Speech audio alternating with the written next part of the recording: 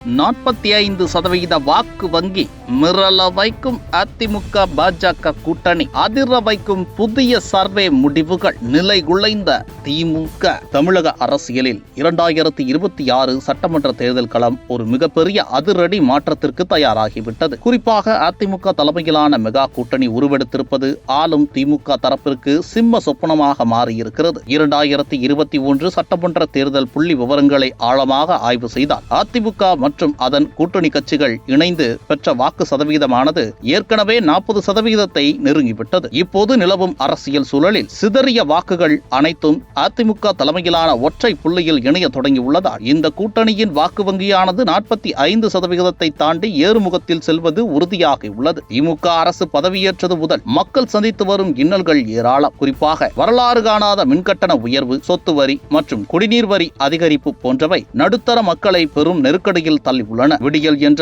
ஒற்றை வார்த்தையை நம்பி வாக்களித்த மக்களுக்கு ஏமாற்றமே மிஞ்சியுள்ளது. பழைய ஓய்வூதிய திட்டம், நீட் தேர்வு ரத்து போன்ற தேர்தல் வாக்குறுதிகளை நிறைவேற்றாமல் காலம் கடத்தி வரும் திமுக அரசின் மீது அரசு ஊழியர்களும் மாணவர்களும் கடும் கோபத்தில் உள்ளனர். எல்லாவற்றிற்கும் மேலாக தமிழகத்தில் சட்டம் ஒழுங்கு சீர்குலைந்து வருவதும், போதைப் பொருள் புழக்கம் முன் எப்போதும் இல்லாத வகையில் அதிகரித்திருப்பதும் குடும்ப தலைவிகள் மத்தியில் திமுக ஆட்சியின் மீது தீராத ஒரு அதிருப்தியை ஏற்படுத்தியுள்ளது. இந்த மக்கள் அதிருப்தி அலையானது இயல்பாகவே வலிமையான எதிர்க்கட்சி கூட்டணியான அதிமுக பாஜக அணியை நோக்கி திரும்பியுள்ளது. எடப்பாடி பழனிசாமி மற்றும் பாஜகவின் நிதானமான அரசியல் தலைமை மற்றும் பாஜகவின் தேசிய அளவிலான வளர்ச்சி பாதையிலான திட்டங்கள் ஆகியவை தமிழக வாக்காளர்களை வெகுவாக கவர்ந்துள்ளன. மத்திய அரசின் பல்வேறு நலத்திட்டங்கள் நேரடியாக மக்களை சென்றடைவது பாஜகவின் பலத்தை அதிகரித்துள்ளது. கடந்த முறை பிரிந்து நின்ற அமமுக மற்றும் OPS ஆதரவு வாக்குகள் மீண்டும் அதிமுகவுடன் இணையும் போது தென் மாவட்டங்களில் அதிமுகவின் பலமானது பன்மடங்கு அதிகரிக்கும்.